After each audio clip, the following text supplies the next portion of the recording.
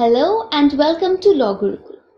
In the lecture series of international law, in today's video we will study the important books written on international law and their authors.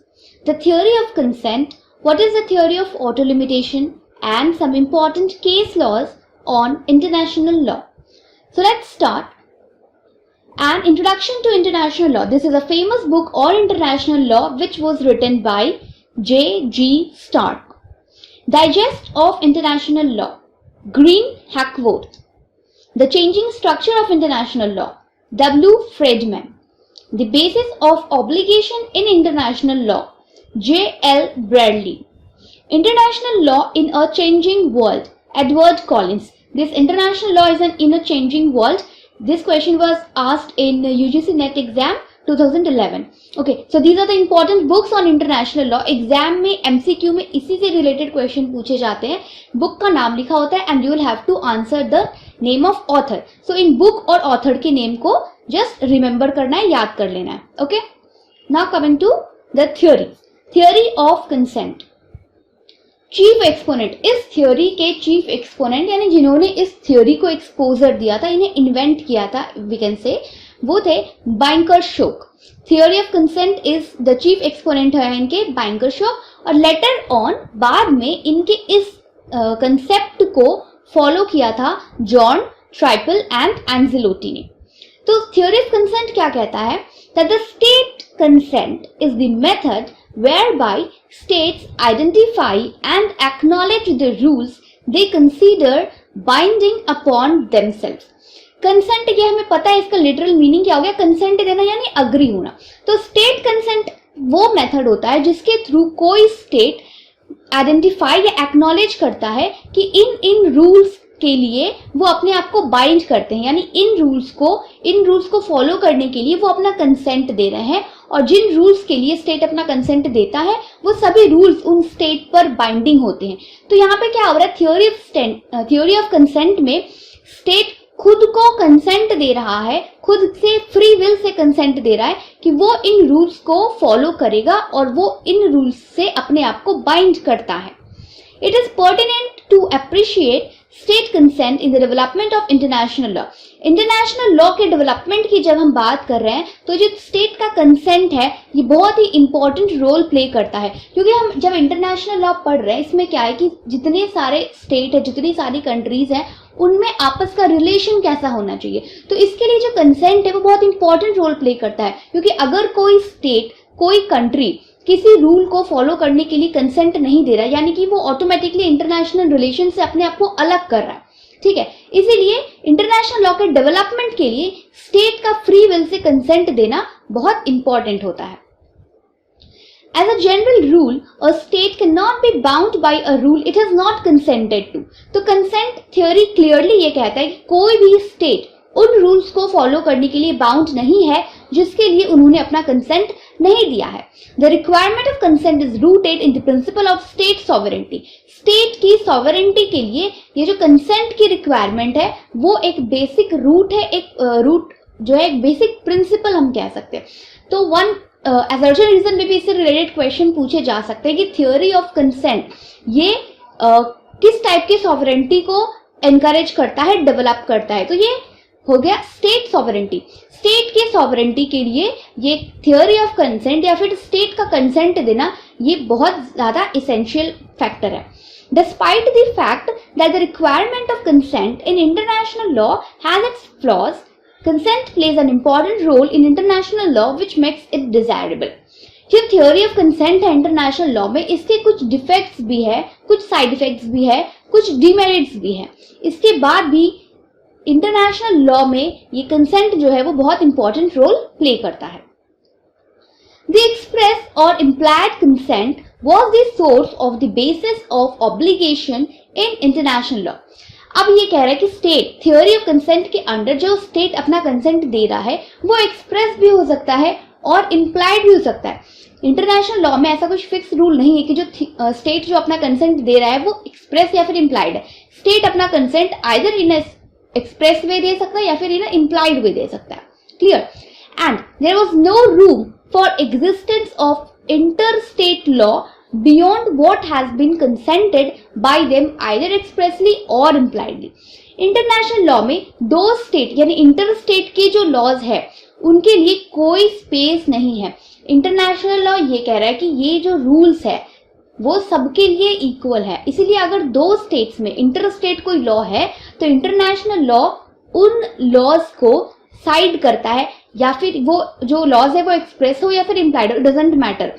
International law में जो सभी countries आपस में relation बना रही हैं उनमें सबका कंसेंट होना जरूरी है. वो एक्सप्रेस भी हो सकता है और वो इम्प्लाइड भी हो सकता है. Now next is theory of auto limitation. The chief exponent of this theory are Anzilotti and Triepel. Auto limitation is described as self control. Auto limitation, auto automatically खुद से, लिमिटेशन कंट्रोल, खुद से खुद को कंट्रोल करना. So auto limitation is described as self-control achieved by manifestation of self-will or general control. किसी भी manifestation को achieve करना कैसे? By auto limitation, यानी खुद से खुद को कंट्रोल करना, खुद की will के अकॉर्डिंग चलना. This is basically the theory of auto limitation. According to auto limitation theory, states were independent. क्योंकि स्टेट को यहाँ पर फ्री पावर दी गई है कि आप खुद से अपने एक्टिविटीज को, अपने रूल्स को कंट्रोल करो. सो ऑटो लिमिटेशन बेसिकली क्या कर रहे हैं? स्टेट्स को फ्रीडम दे रहा है, इंडिपेंडेंस दे रहा है एंड फ्री एजेंसी दे रहा है. मतलब टोटली फ्रीडम स्टेट को प्रोवाइड कर रहा है ये theory. And accordingly they could be bound by their own consent. अब इसमें भी थ्योरी ऑफ कंसेंट थोड़ा सा आ गया कि इसमें स्टेट को फ्रीडम तो मिल रही है, तो स्टेट के पास ये भी फ्रीडम है कि वो अपने रूल्स खुद ही बनाए, यानी अपने रूल्स को फॉलो करने के लिए खुद को ही कंसेंट दे, यानी खुद ही अपने सारी रेस्ट्रिक्शंस भी बनाए कि मैं इन चीजों के लिए फ्री हूं और मैं इन चीजों से नहीं, इन चीजों को नहीं करने के लिए अपने आप को बाउंड करता हूं. तो थ्योरी ऑफ ऑटो लिमिटेशन में ये थ्योरी ऑफ कंसेंट जो है वो भी इंक्लूड है. There was no authority in existence able theoretically or practically to impose rules among the various member states. क्योंकि ये जो theory of consent था और रूल्स सभी स्टेट्स पर इम्पोज होने चाहिए, ये प्रैक्टिकली और थियोरेटिकली भी जबरदस्ती इम्पोज करना ये तो पॉसिबल था ही नहीं. इसीलिए इंटरनेशनल लॉ में जो भी मेंबर स्टेट्स हैं उनमें किसी एक को ये अथॉरिटी देना कि आप जो भी रूल्स है, एग्जिस्टेंस रूल्स है, उनको दूसरे स्टेट्स पर या दूसरे कंट्रीज पर इम्पोज करो, ये पॉसिबल नहीं था. इसीलिए थ्योरी ऑफ ऑटो लिमिटेशन बनाया गया, यानी कि सब सारे स्टेट्स को अल्टीमेटली खुद की फ्रीडम दी गई कि आप खुद से अपने लिमिटेशंस जो हैं, अपने जो रूल्स हैं और अपना जो कंसेंट है वो खुद ही डिसाइड करो. This approach found its extreme expression in the theory of auto limitation और self limitation. As we discussed कि ऑटो लिमिटेशन थ्योरी में क्या हो रहा है कि ये स्टेट्स को फुल फ्रीडम दे रहा है कि आप खुद को लिमिट करो, खुद का सेल्फ लिमिटेशन करो, विच declared that states could only be obliged to comply with international legal rules if they had first agreed to be obliged.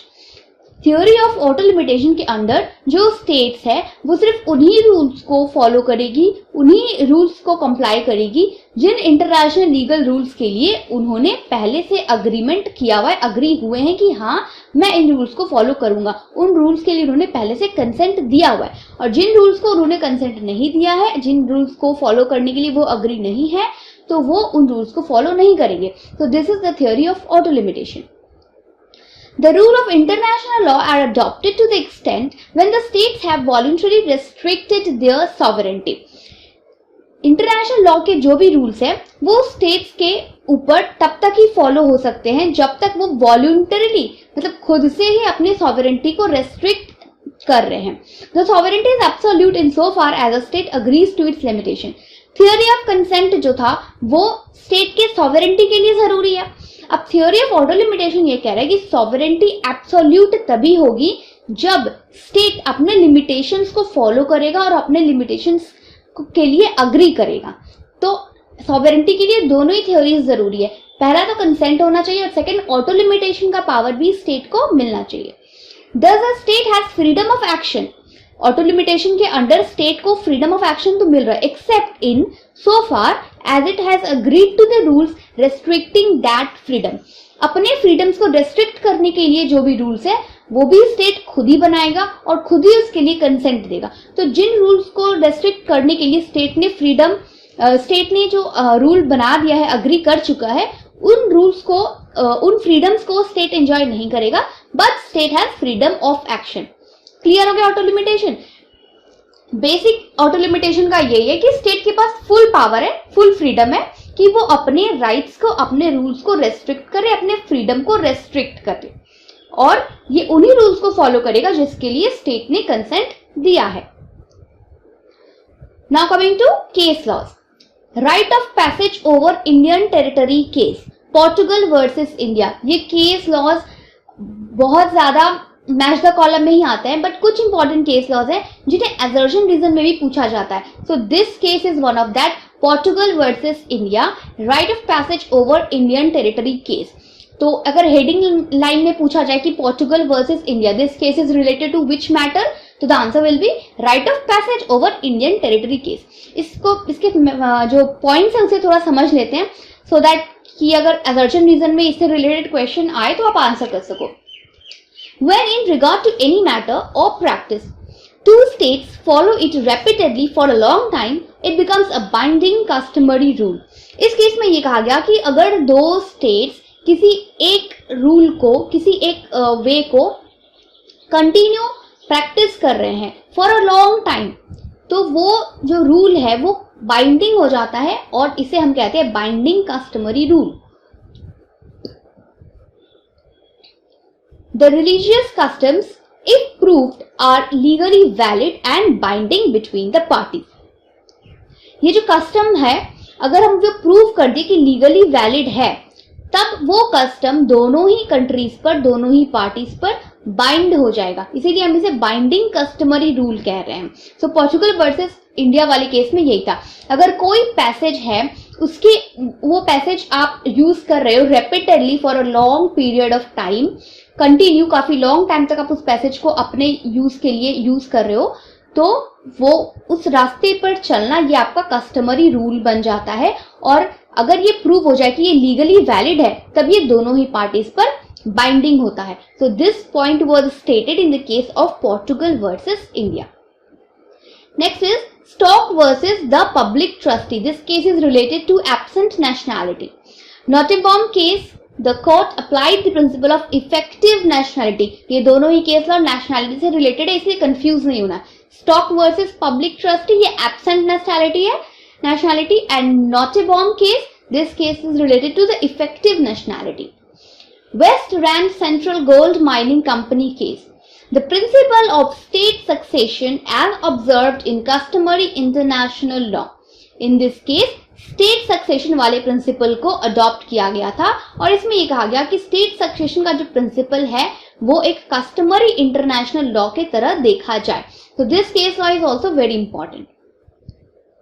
Next is Paquete Habana case, the general principles of law recognised by civilised countries. इसमें ये confusion आ जाता है कि ये पूछा जाता है पैक्वे-छबाना case जो है वो कौन से टॉपिक से रिलेटेड है, तो इसमें कई बार इसे कस्टमरी लॉ से रिलेट करके लोग कंफ्यूज हो जाते हैं, बट ऐसा नहीं करना है। ये जो पैक्वे-छबाना केस है, this case is related to the general principles of law recognised by the civilised country. इसे as a source of law भी, सोर्स ऑफ इंटरनेशनल लॉ के हेडिंग में भी इसे मैच कर सकते हैं, ठीक है, क्योंकि the general principle of law recognised by civilised country, this is one of the important sources of international law. So अगर ये क्लियरली ना पूछा जाए कि पैक्वे-छबाना केस कौन से केस से रिलेट करता है, अगर सिर्फ sources of international law option में है, तो you can go for that option also, ठीक है।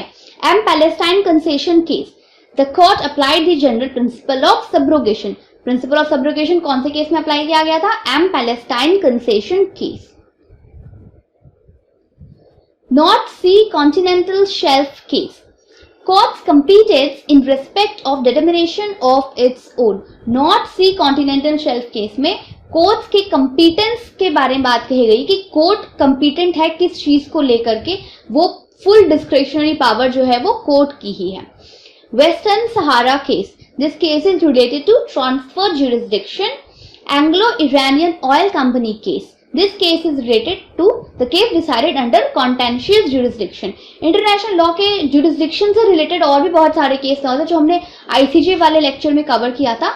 और jurisdiction और ICJ से रिलेटेड जो केस लॉज अगर आप देखना चाहते हैं तो आप आई बटन में जाके उन वीडियोस को भी देख सकते हैं। Next is frontier dispute case. This case is very important. Burkina Faso versus Mali. इस केस को फेमसली फ्रंटियर डिस्प्यूट केस के नाम से जाना जाता है.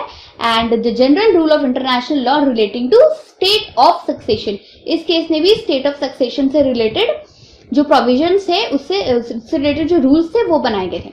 Barcelona Traction case. This case is famously known as abuse of right case. The decision does not necessarily give expression to rules of customary international law, but in accordance with principles of international law, justice and equity. The last line is very important. In accordance with principles of international law, justice and equity. इसी point से लेकर question पूछा जाता है कि कौन से case में इंटरनेशनल लॉ के जस्टिस एंड इक्विटी को ध्यान में रखते हुए जजमेंट पास किया गया था. बार्सिलोना ट्रैक्शन केस में. इसमें जो इंटरनेशनल लॉ के जो कस्टमरी रूल्स थे उन्हें इंपॉर्टेंस ना देते हुए इंटरनेशनल लॉ में जो जस्टिस और इक्विटी है उसे ज्यादा प्रायोरिटी दी गई और उसी के जस्टिस और इक्विटी के बेस पर ही इस केस का जजमेंट आया था. So Barcelona Traction case, the case is also known as the abuse of right case. और ये केस का जो जजमेंट है वो कौन से प्रिंसिपल के बेस पर आया था? On the principle of international law, justice and equity. Now, United States versus Schooner, sources of international law. The Arantazo-Mendy case. This case is related to recognition, state recognition. Re-Castioni case. This case is related to extradition. And Haya de la Torre case. This case is related to asylum. So international law more और less cover हो चुका है. अब इसका जो playlist है वो भी आपको आई बटन पे मिल जाएगा. Please go and watch all the videos. This will be very beneficial for your exam purpose. If you like it, please subscribe the channel and press the bell icon so that you don't miss out any lecture. Thank you.